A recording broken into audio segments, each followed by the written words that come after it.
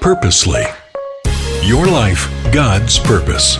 Listen at purposely.com. Ever waited on something for a long time only to be disappointed by the outcome? This has happened for me with a movie, or rather, two movies. Avengers, Infinity Wars, and Endgame. So I've already explained to you, I do not like it when movies are broken down into two parts and you have to go back and see the second one. So when this happened, there really weren't a lot of those kinds of movies out there. I went with my husband, we got a babysitter. It was kind of an exciting thing that we were going out to see a movie. We met up with friends and we're watching this movie and we get to the end of it and it was like a huge cliffhanger that I was totally not prepared for at the time. And people had to explain to me that this was one big epic movie broken down into two parts. And I was so mad.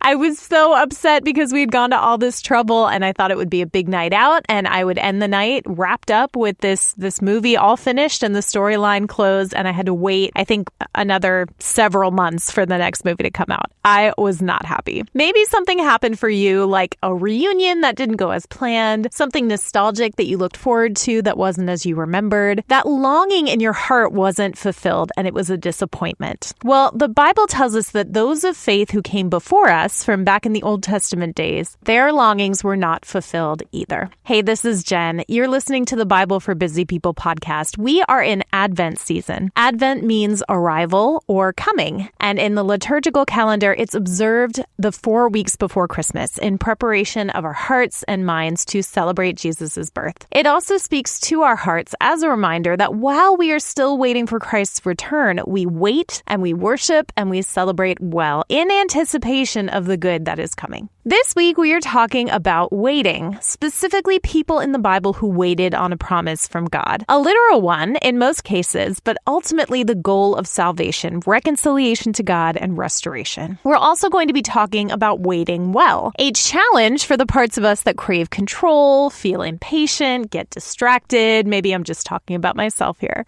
God coming through on his promises in the day-to-day is a glimpse of the way God will come through on his promises for all time. Today we're reading in Hebrews 11. Starting in verses 1 to 2, it says, "Now faith is confidence in what we hope for and assurance about what we do not see. This is what the ancients were commended for." Later in verse 8, it says, "By faith, Abraham, when called to go to a place he would later receive as his inheritance, obeyed and went, even though he did not know where he was going. By faith, he made his home in the promised land like a stranger in a foreign country. He lived in tents, as did Isaac and Jacob, who were heirs with him of the same promise. For he was looking forward to the city with foundations, whose architect and builder is God. And by faith, even Sarah, who was past childbearing age, was enabled to bear children because she considered him faithful who had made the promise. And so from this one man, and he as good as dead, came descendants as numerous as the stars in the sky and as countless as the sand on the seashore."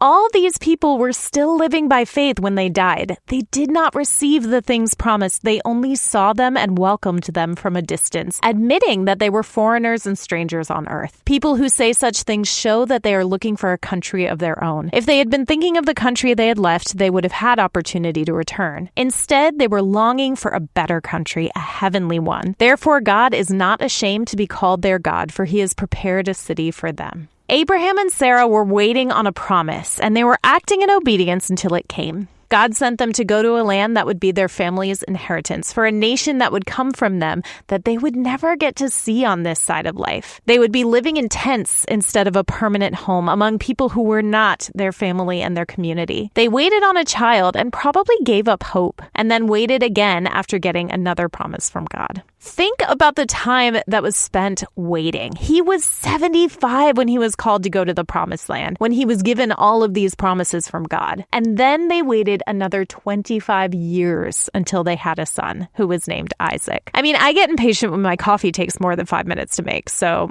75 years, 25 years, that's a long time. We read stories in the Bible and we already know the endings, a lot of us, because we've been reading these stories a long time. We know a son eventually came for Abraham and Sarah. We know their legacy was the people of God. We know that hundreds of years later, Jesus came, part of their family line. But we didn't spend the long hours and days with them in the waiting. And they had a promise. They didn't have a detailed plan for how God would do it or exactly when God would do it. Their only option was to take God at his word and follow. Matthew Henry's commentary says many who have a part in the promises do not soon receive the things promised. Faith can lay hold of blessings at a great distance, can make them present, can love them and rejoice in them, those strangers, as saints whose home is heaven, as pilgrims traveling toward their home. We talked in our series on 1 Peter about how we are foreigners and strangers in this world. We're longing for home. We're longing for peace and safety and wholeness. When we recognize that and when we know that God promises it, we wait and we work in faithful anticipation of seeing the reality. Abraham and Sarah obeyed in a lot of ways. They also didn't always wait well, going ahead with a plan to have a child through Hagar, a servant in their household, in a move that brought a lot of division and brokenness to their family, even in the years to come. But God still meets everyone in that story and continues with his own faithfulness.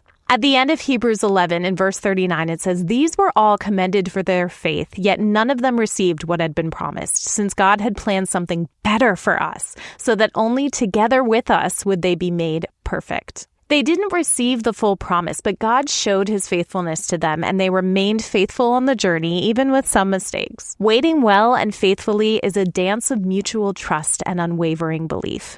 What we can do while we wait is to continue to turn to God, continue to decide to follow in faith and to be fully persuaded that God has the power to do what he promised. That's a reference to Romans chapter 4, which you can go back and read. It's all about Abraham's unwavering faith. Also, they are made perfect together with us. The promise is made complete in us. Jesus came as a tiny, helpless human, grew up to lead a ministry with grace and truth, challenged the status quo, performed miracles, died on a cross, and was raised again. We get to experience the grace of God through Christ, the promise fulfilled. Both and. While we wait through some of the trials of this world on the promises of God, like Jesus returning someday, we also are part of the grand fulfilled promise of grace and a Sabbath rest. God never fails on a promise. How can you wait today knowing that God always comes through? I'll leave you with that, and let's chat more tomorrow. Thank you for listening to The Bible for Busy People. If you need prayer or want to go deeper in your faith, visit our show notes. Will you take a moment to share with a friend and leave a review? It helps the Bible get into even more people's minds and hearts. Find more podcasts that will recharge you at purposely.com.